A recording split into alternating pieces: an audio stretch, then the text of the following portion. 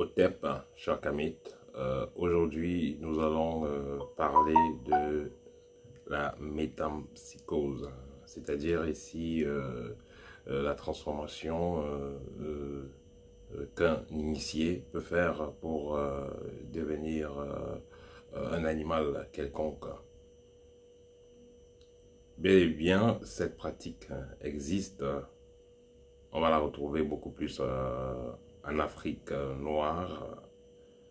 On va la trouver aussi en Afrique blanche, disons chez les peuples du Maghreb. On va la retrouver dans les Caraïbes, dans les peuples d'Amérique latine.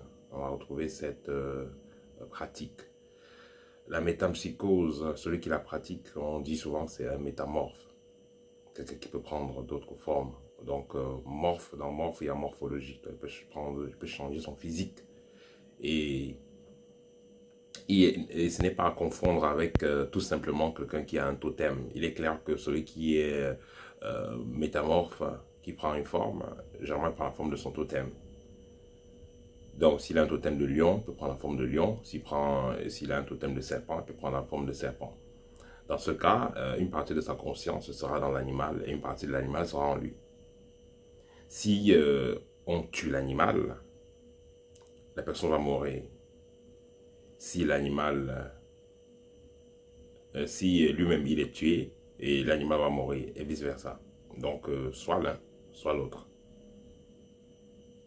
Dans certains cas, si l'humain est tué, sa conscience reste dans l'animal. Mais dans tous les cas, si l'animal est tué, l'humain qui est lié à ce totem-là, cet humain va mourir. Dans nos villages, il est toujours dit, si on a tué le totem de quelqu'un, il faudra que la personne réussisse à avoir en main sur la dépouille de son totem et qu'il avale le cœur. C'est-à-dire qu'un monsieur se transformait, avait un totem de hibou par exemple. Vous savez, le totem de hibou, c'est un totem excellent pour l'espionnage. Quelqu'un avec un totem de hibou et on a tué cet hibou-là. Par la suite, il est obligé d'aller acheter la dépouille de son hibou et il va dépiécer ça et il va avaler le cœur. Il va mettre des herbes spéciales dessus et il va avaler le cœur de cet hibou. Ça fait que il ne mourra plus. Donc il a quelques jours juste pour le faire. Donc généralement quand on a tué une personne, on a tué un totem, le totem d'une personne, il a quelques jours pour récupérer cette dépouille-là et avaler le cœur. Ça c'est en général. Et dans nos sociétés secrètes, ceux qui ont des totems, les totems sont souvent gardés par les notables, disons, les chefs qui ont des totems, c'est gardé par les notables qui ont des totems, c'est gardé, tout ça c'est gardé dans les forêts sacrées, dans les endroits spéciaux.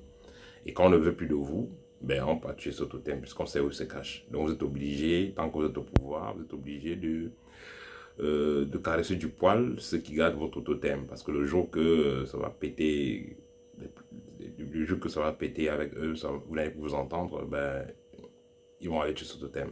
Donc, c'est pas si positif.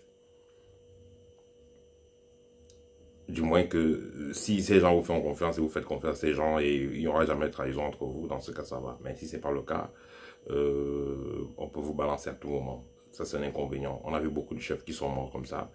Les notables ne voulaient plus d'eux et ils sont arrangés, ils sont allés tuer le totem et le chef est mort. Ou bien c'est des hommes d'affaires. Tandis que le métamorphe, il est passé à un autre niveau, c'est-à-dire que lui-même, il peut prendre la forme physique de ce totem-là ou d'un animal particulier. Il peut se transformer en serpent en bois, en python, physiquement. Il peut se transformer en lion. Dernièrement, il y a l'histoire d'un monsieur, je ne sais plus trop, c'était en Angola, c'est zone du Grand Lac, c'était sur Internet, et il se transformait en léopard. Et les explorateurs qui étaient dans le village ont traqué et ont tué ce léopard. Et on a porté la dépouille du léopard. Les femmes du monsieur pleuraient. C'est pour ça que j'ai vu sur Internet. Les femmes du monsieur, le monsieur avait 3 femmes. C'est un petit village. Ça s'est passé cette année ou l'année passée. Et les femmes du monsieur pleuraient. Parce qu'elles ont dit que on a tué leur mari et on voyait par terre, c'était un léopard.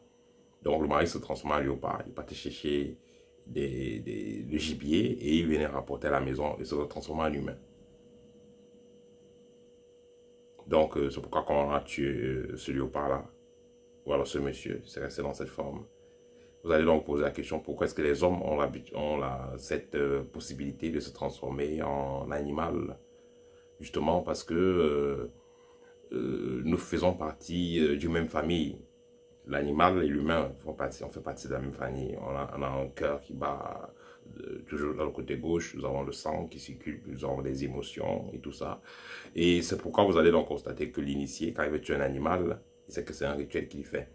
Il ne va pas tuer un animal n'importe comment, il respecte toute vie.